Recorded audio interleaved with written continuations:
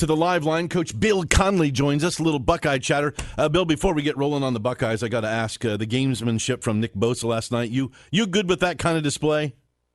Well, no, I guess not. But he had it coming a little bit. Bill is a just make the play kind of guy. Yeah, let your work so do the talking. Mayfield planting the flag a couple of years ago didn't sit well, but it's clear Nick Bosa with his flag plant maneuver had a long memory and was waiting to get that sack and make that gesture. And yes, a lot of Buckeye fans enjoyed that though, Bill. Yeah, it's pretty weird too because you got a lot of Browns fans in town, Buckeye fans too. So which way do you go? But we got a poll up, and like 95+% of people said they like what Nick did. So yeah, we got that going. So, Coach, tell me this. I mean, you coached it a long time and saw a lot of ebbs and flows back in the day. Not so many bye weeks, but this year the Buckeyes have 2. Tell me what the team's going to work on when they got this week off. Yeah, they'll work on several things, Joel. First of all, they're going to really get caught up on recruiting because they haven't been able to spend quite as much time on that. So they'll actually probably take a few days and go out on the road and recruit a little bit. You'll work, of course, on the next opponent, but also you might get a few practices in on some of those ones with a little better records, like we're talking about Wisconsin, maybe Penn State. So it's a little bit of everything, but the important thing gives those players that's been playing the game a chance to heal up and get a little refreshed. You mentioned recruiting there, and on Saturday night after the game, we talked about the fact that there were a lot of big-name kids that were in that atmosphere on Saturday night. From your experience as a recruiting coordinator, how big of a deal is it to get kids on campus for a night like that, and especially when the team performs like Ohio State did and wins it? How much does that turn kids' heads?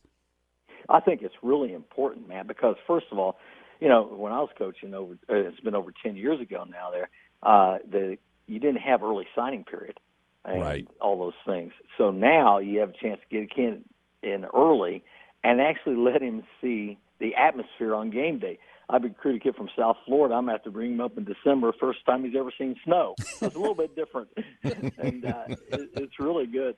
That way you can tell me, it really gets fired. Fans get fired up here in Columbus, Ohio, and that's a big selling point, real big. Yeah. In terms of on-the-field preparation this week, when these guys have a few practices this week, and you mentioned the extra time, the next game is against Northwestern, and I want to be careful because you got to take every team seriously. They were in the Big Ten title game last year.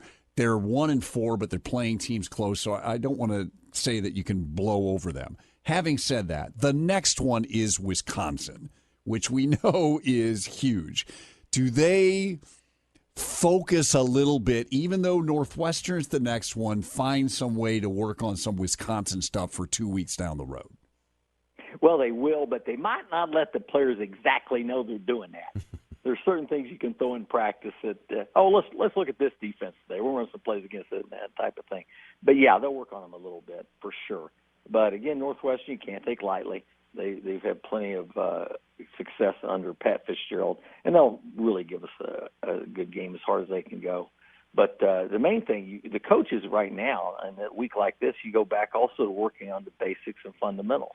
And Mickey Marotti will get them caught up in the weight room and things like that. But it's a chance for the second, third team guys to get a little more work too. Let the first guys heal up a little bit. Mickey Marotti will get them caught up. Are you kidding me? He won the friggin' game ball. He's a beast. What are you talking about? Hey, he say we can get 5 more reps, bitch. Yeah. Come on. Yeah. We can do 2 extra sprints. Come on. Holy exactly. moly. Hey, Bill, what jumps out? Like JK Dobbins this year, and you guys were all talking about it after the game, seems like he is on a mission, different level, whatever term you want to use. He's second in the nation right now in rushing. He's averaging over 7 yards a carry. What do you see that is different about this kid running the football this year? Well, his pull-away speed. He really has shown he has a second burst. He's a strong runner for his size. He can break tackles. And then when he gets in the open, he can really turn it on. And he looks more natural. He's not slowing down when he's making his cuts through the line of scrimmage, which is really important. So he's getting better and better. And I think Matt is our guy, Master Teague's still fourth in the Big Ten in rushing. Yeah, he's fourth in the Big Ten in rushing, and he doesn't get to play very much. 14 carries for 90 yards, Bill, and he didn't get in until the second half. So that 1-2 punch is pretty potent right now for Ohio State. It really is. You look at all the great teams Ohio State's ever had. You've always had two running backs able to spell each other, and then this is really working out well. Yeah, well, it's going to be a bummer we don't get to see him this week, but we get to keep hearing the coverage. Bill, thanks for being a part of it. Matt, thank you too. It's more as we roll Buckeye bye week.